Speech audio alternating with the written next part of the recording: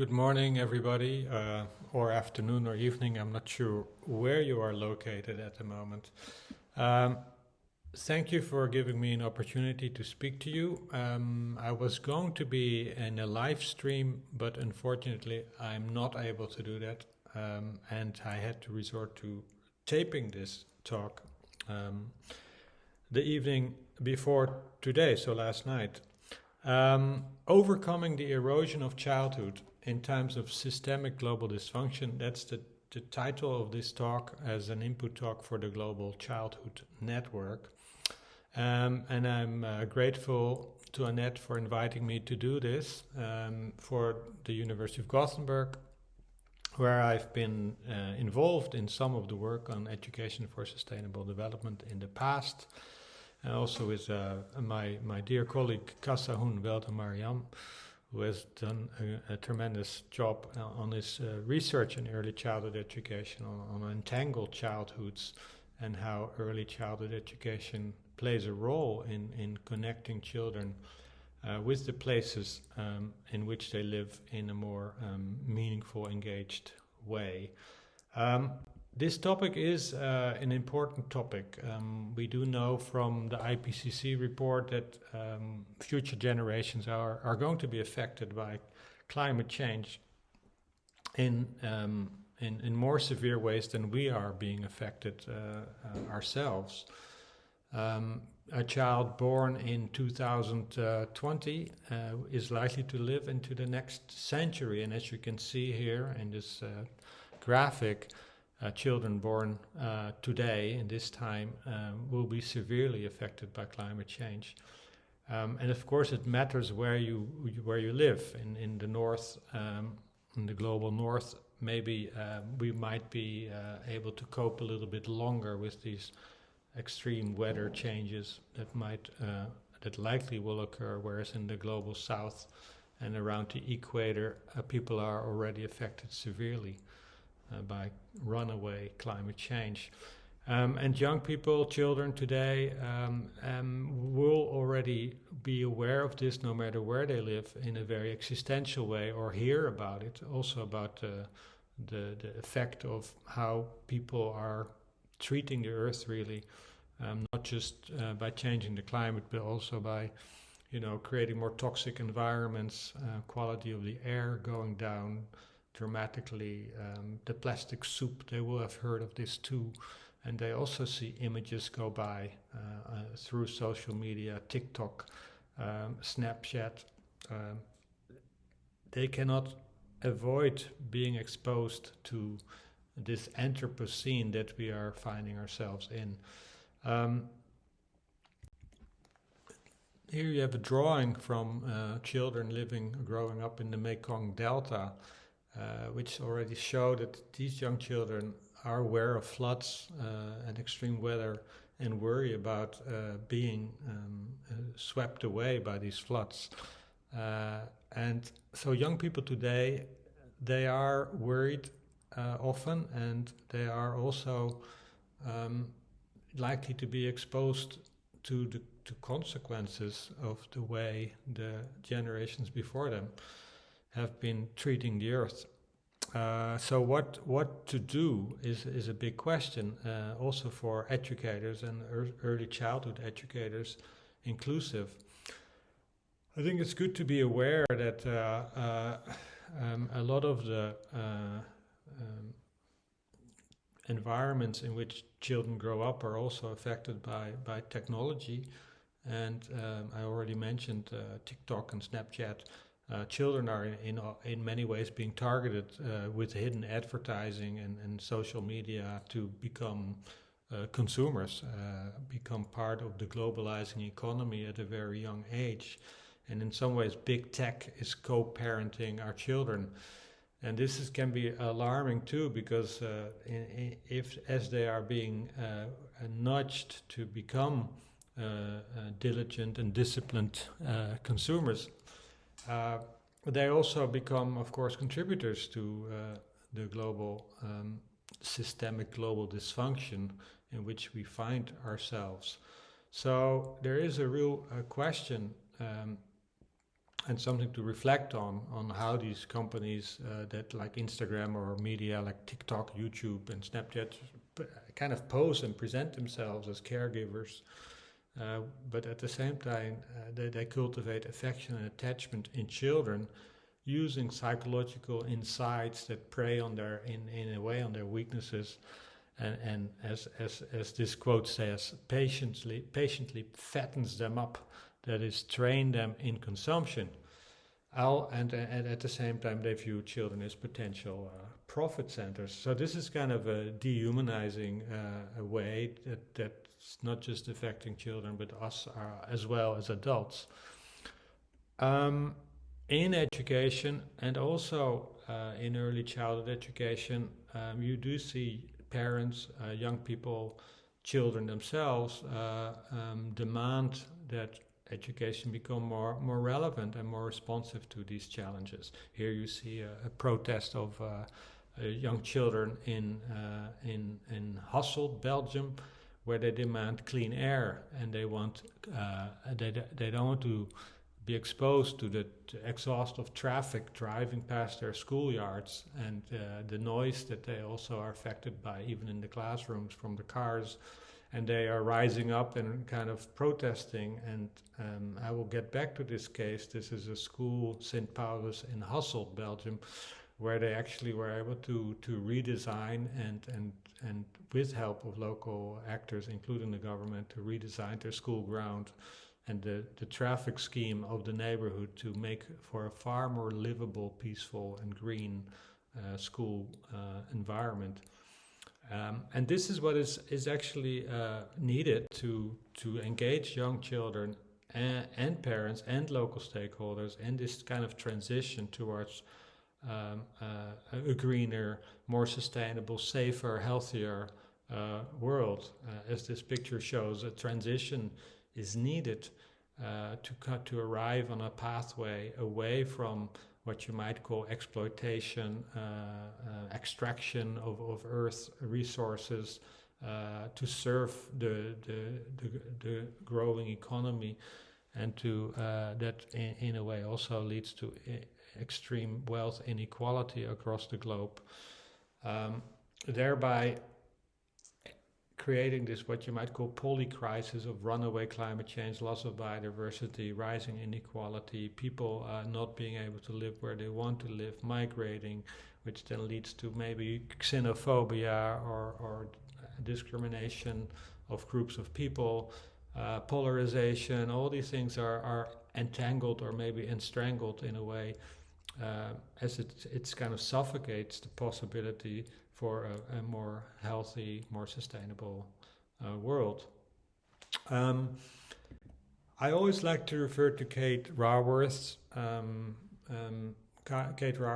who came up with this idea of the donut economy. You might be familiar with it, where she's basically saying that the challenge for humanity is to find that safe and just space that allows us to live within planetary boundaries, within the ecological ceiling, respecting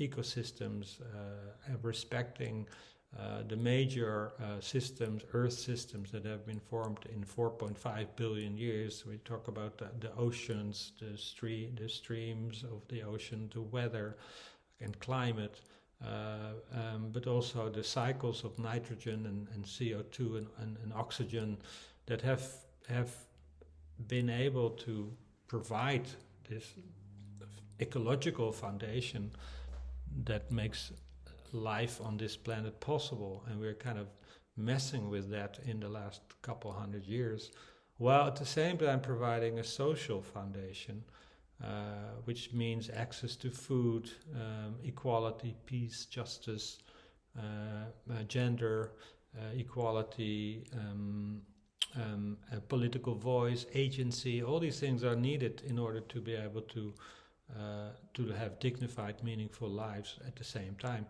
So rethinking our ecological footprint and acting on that, but at the same time also creating a more regenerative and more distributive economy that is more circular is needed as well. So how do we learn this? This is not necessarily what education has been about in the past decades or centuries even. The Sustainable Development Goals that are affecting education in an indirect way, but are at least resonating with school leaders and teachers in many schools. They connect with this donut. Some are more connected to the outer layer, the ecological boundaries, like climate action, for instance, or life below water, or life on land. And others are more connected to the social foundation, like good education or gender equality, decent work. And it says here, and this is also why we need to be critical also of the Sustainable Development Goals, decent work and economic growth is one of the goals, but you could argue, why does economic growth need to be an integral part of that? Why not say decent work and a circular economy or something like that? So there might be also a wolf in sheep's clothes in those SDGs if we look at them critically. Back to early childhood, I think, and some of you who know me and have maybe seen me speak before, this is in a way a classic slide that I always use. It shows that over time we've gotten very good at making distinctions, drawing boundaries, categorizing, boxing, having the world divided into different subject areas in our schools. And this engineering mindset that has been cultivated has brought us many, good things, you could say, and made our lives much easier, and allows me to record this talk and share it with you. But it also has come at a price where we have lost the ability to see connections, to build relationships, to see how systems are entangled and nested. And this more relational way, instead of this rational way, but a more relational way of seeing and being in the world is lost. And young children are not, I always say young children are not born in seeing the world into boxes or categories or drawing boundaries. They see the world as it unfolds holistically, using all the senses, and in a playful way discover the world around them. And you could say that these are essential qualities for sustainability that are lost as they spend more time in our schools. So how to kind of bring back this more relational way of being and seeing is a key question for educators in general. And I think early childhood still allows young children to explore the world and roam the world in a way more freely than when people get older. And also the playfulness that is often needed to come up with more creative ways of thinking is also lost as we get older. I'd like to take you to a study that was done already like 20 or 30 years ago in Sheffield in the United Kingdom, where the researchers explored the space young children had to roam their environment when they were growing up. And this is a picture of great-grandfather George, who at the age of 8 in 1919 was allowed to wander and roam freely around his house for about 10 kilometers around, and people wouldn't be worried about him if he was gone for a while. And even when he was late for dinner, there was no alarm bells going off.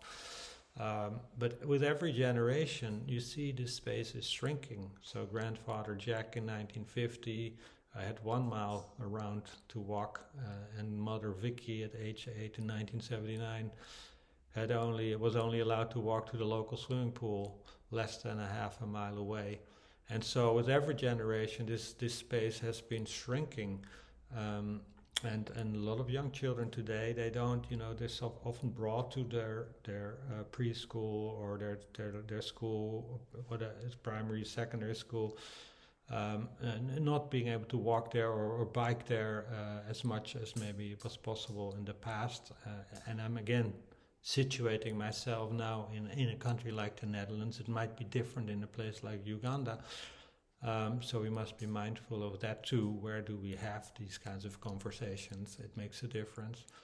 But as you see that the space is shrinking, the ecological footprint is expanding at the same time. So great-grandfather George in 1919 had a very small ecological footprint, but a large footprint in terms of walking around in the neighborhood. And now it's the opposite. So children today, they already have a rather big ecological footprint compared to their previous generations, but a very small footprint in terms of walking the neighborhood and exploring and discovering and connecting with place.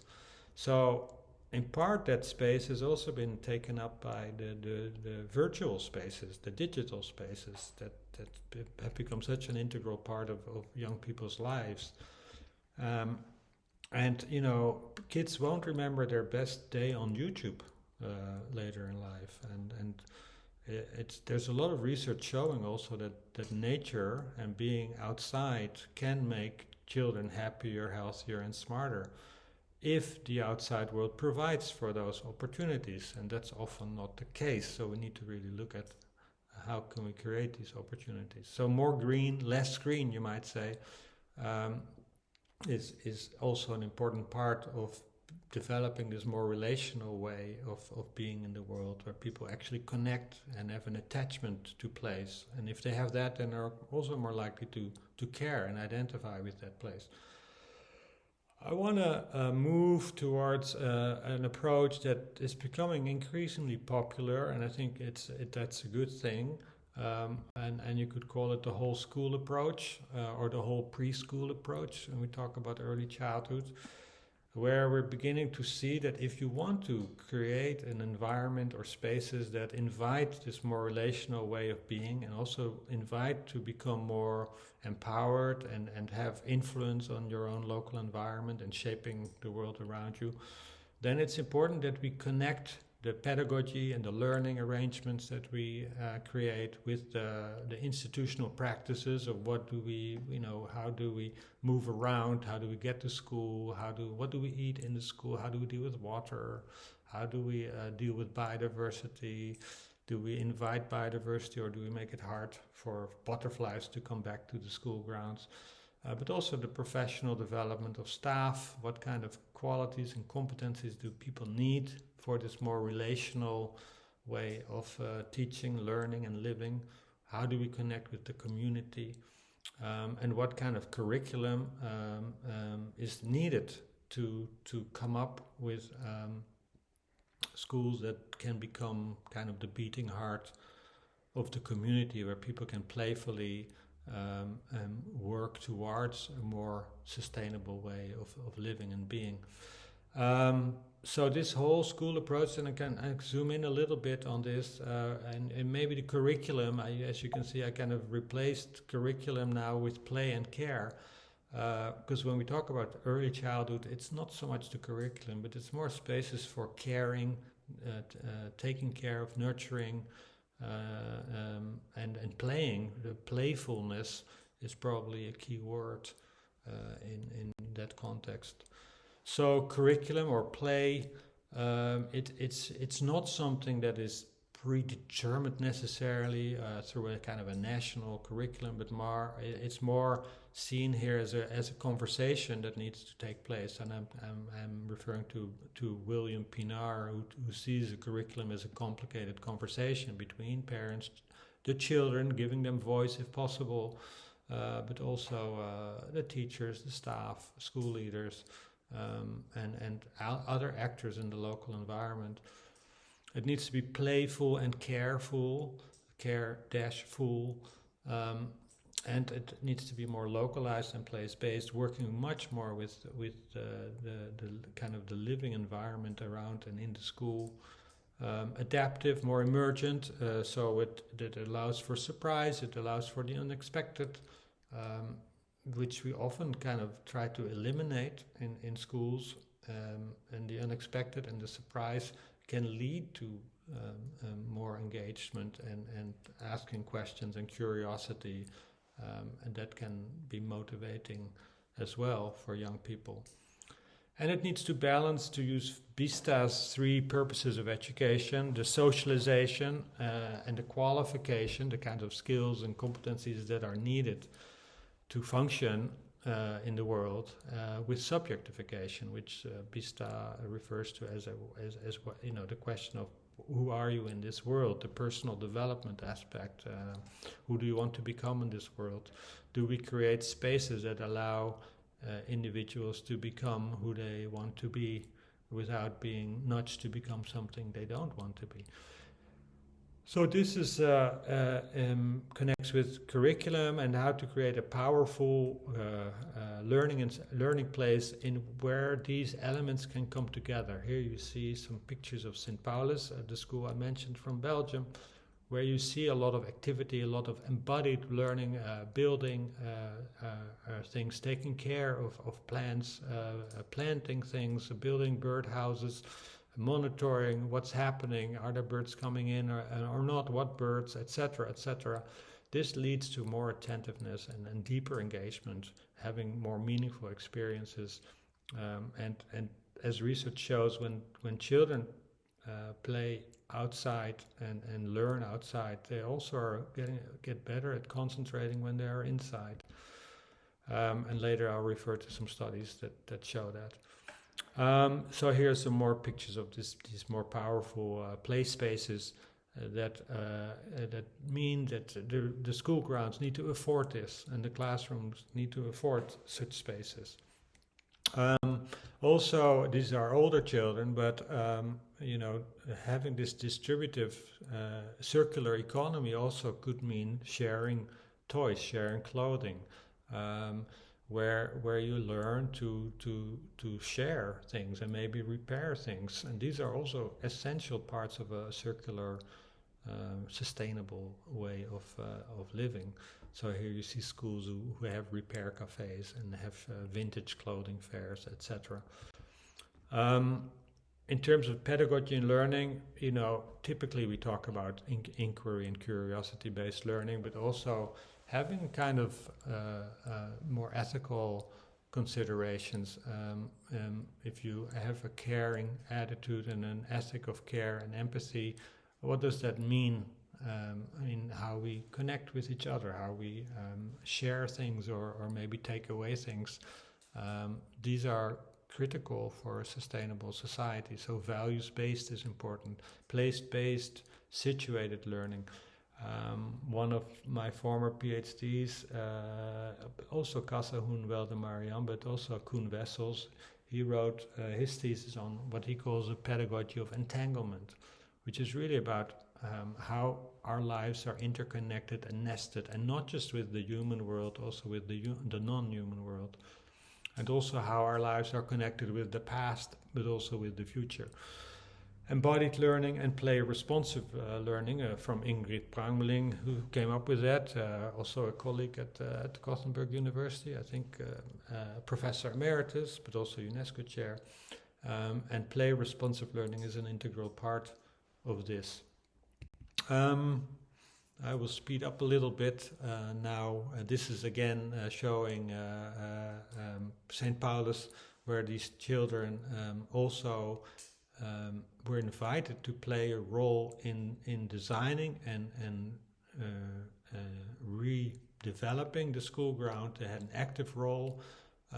They also helped implement some of the changes, and that made them feel that they were able to shape their own local environment, and that leads to the kind of action competence that is also essential for sustainability.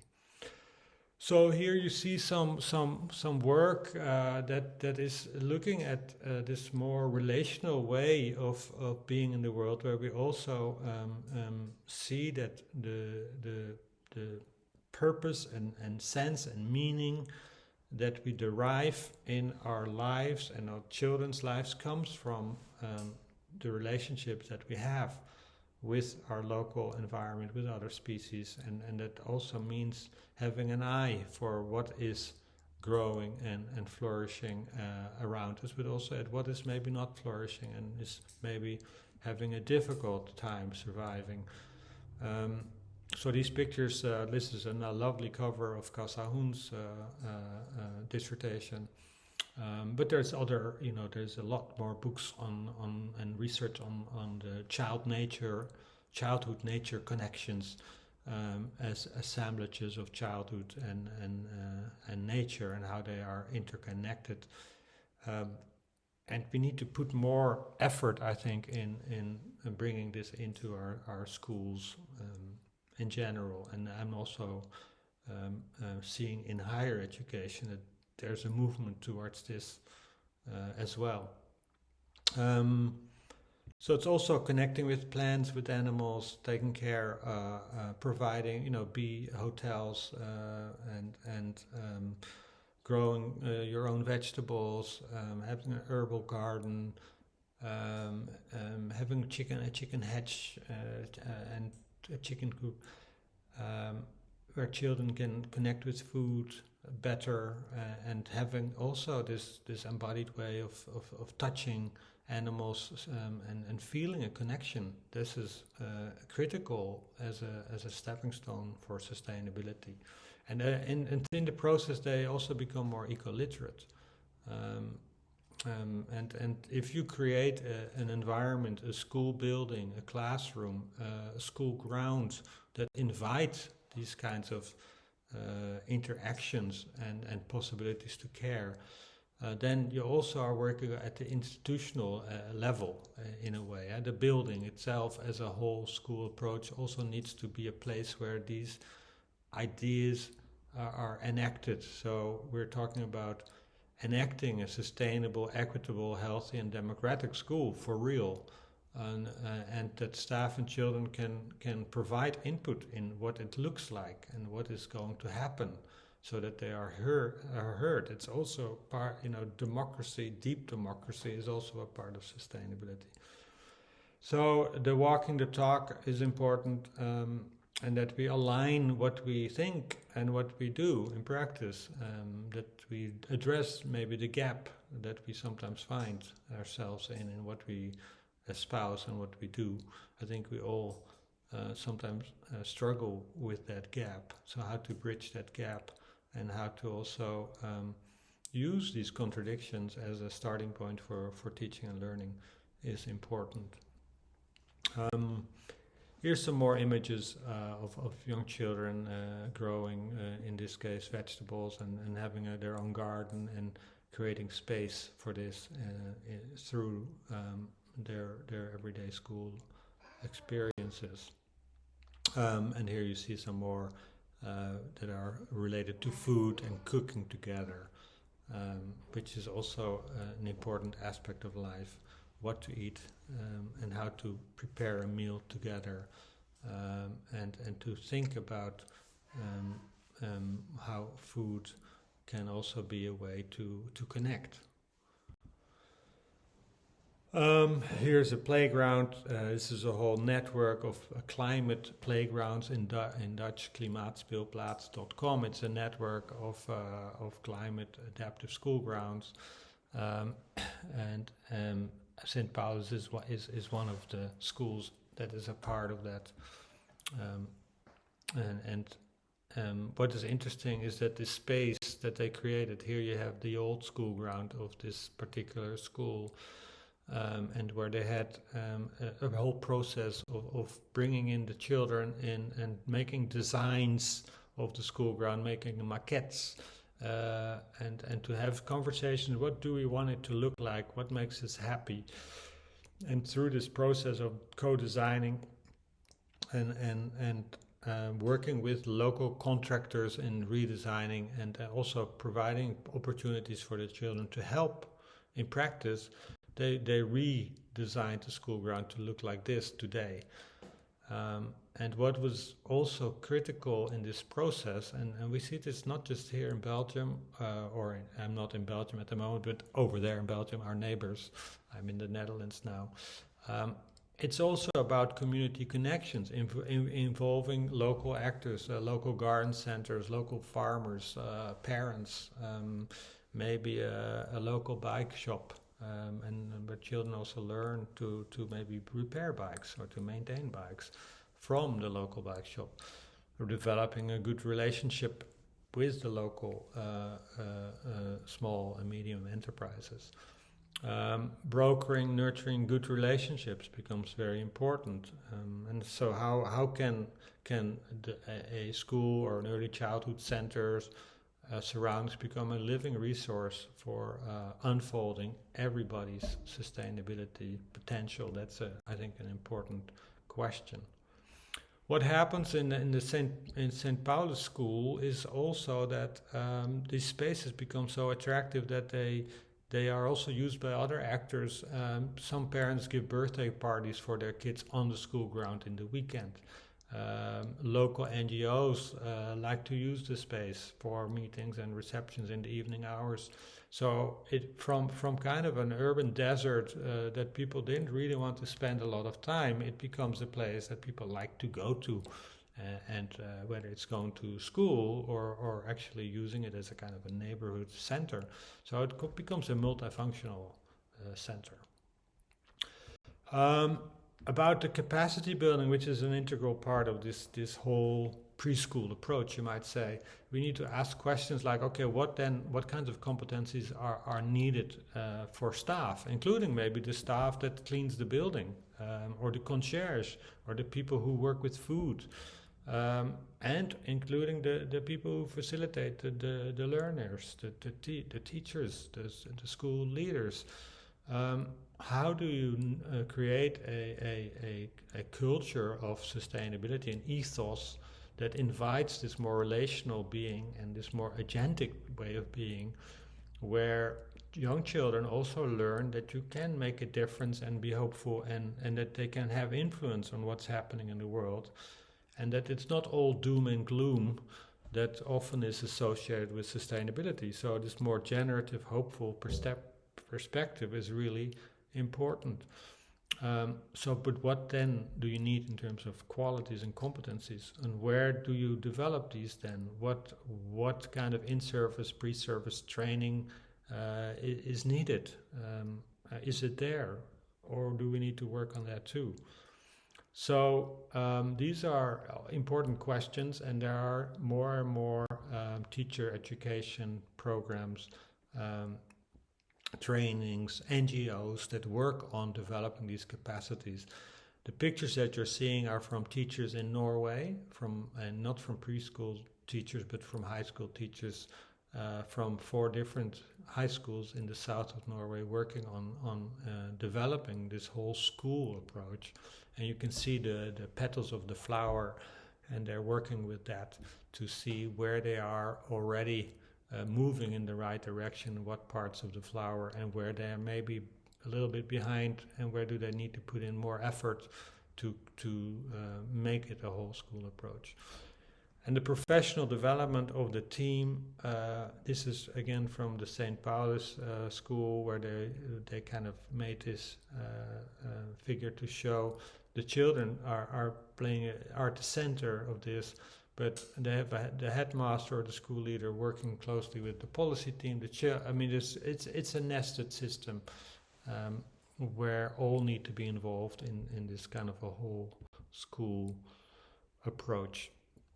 And teacher participation obviously is also important, because it's about learning differently. It's also about providing a broad basic care for every child in the school, and it's also about social skills. How do we take care of each other? And we might want to extend that a bit to also include the non-human world, which we often forget. This is I guess this is a global network that we're talking in right now, but also for St. Paul's, international collaboration and global perspectives, and working with people from other contexts helped them also in reimagine the possibilities of the school, getting inspiration and sometimes advice. So this international collaboration was certainly an important part of the process. At the heart of the flower, we tend to put vision, ethos, and leadership, and I've already referred to it, where there is always a need to come back to this question: what are we educating for? What kind of care do we have in mind? What does it mean to be careful? So to recalibrate, to rethink, and to reorient is critical. And also, what might be we strengthening kind of subliminally or through a hidden kind of curriculum in our children and the world? And what might be weakening or silencing, consciously or unconsciously? That's also important to ask. What profile or identity do we want to have as a childhood center or a school? And what is the kind of leadership, sustainability leadership you might call it, that is needed? And these are not answers that are universal and fit for every context or place. So that's why they are posed as questions here. That conversation needs to take place in schools. And I think when we do that, we can become more attuned to the current ecological and social crisis that is upon us. I mean, there's no way of denying it. But at the same time, it affords us possibilities and capacities and visions of how we might, in a hopeful way, address these challenges. And there's also work on the one side, the rewilding of education and the more ecological post-human perspective is one book edited by Michael Paulson and others. And at the same time also cultivating hope in an age of global threats. And there's also a lot of work on like Joanna Macy's work on active hope, how to do that and how to also bring arts-based creative methods to help reimagine more hopeful futures. I'm wrapping up. I also want to, I know many of you are in an academic context and probably do research, and there's also questions over what is the evidence base that when you redesign education this way, that some of these qualities and competencies will be developed and that children will become more relational, or and some of this research requires methodological innovations as well. Arts-based approaches to research, more relational, design-oriented forms of research, participatory forms of research that you are all familiar with. But there's also a lot of possible, more maybe empirical, analytical research that shows that that this way of teaching and learning, that is more place-based, more connected, more immersive, does also lead to better health, better well-being, better learning. So also for those who are more entering this from an education perspective, place-based relational learning can also help improve academic performance if that's what's important. So it's not either or. I think that's also important to acknowledge.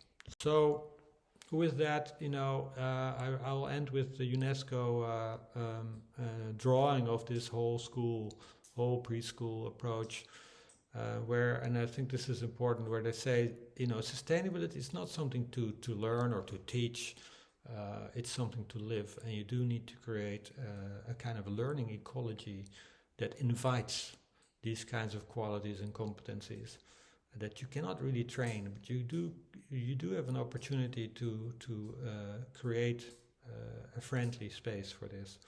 And when you do that, you do meet, in a way, you address all the SDGs in a somewhat organic, natural way. Let me end with just some reflection questions that hopefully you have a little bit of time still to discuss, and maybe you have other or better questions. And I really am, I feel sorry that I'm not there to help or to engage with you in the conversation. So what are some roles for schools, preschools in the Anthropocene, given these polycrises that we are facing? How feasible is a whole early childhood or whole preschool approach? And maybe you already have examples of that, better ones even than the ones I'm talking about here. is the current, whether this is Sweden or elsewhere, policy environment supportive of such a role, or is it making it more difficult? Do you have to kind of transgress and resist current societal trends? Because what are the trends at the moment? You could say that these trends are not so favorable at the moment. We see a lot of movement politically that is not going towards relationality, care, an ethic of care, solidarity, and paying attention to these major global threats like climate change. It's maybe going the other way. Or perhaps there's a deeper movement that we eventually will lead to a more favorable environment than in some countries is the case at the moment. But I leave you with these kinds of questions. Hopefully, it will help you make sense of this talk as well, and maybe the talk can travel further in that way. So thank you for your time, and apologies again for not being there live. It is a digital meeting anyway, I understand, so maybe it doesn't matter all that much. Do contact me if you have questions. You see on the lower left my email address. I'm no longer on Twitter. When it became X, I signed off of that, so ignore that. It's not there anymore. And I do have a blog that's still active, transformativelearning.nl, where I post sometimes work of PhDs and or things that I've contributed to. Thank you very much, and I hope you have a wonderful discussion and a great day.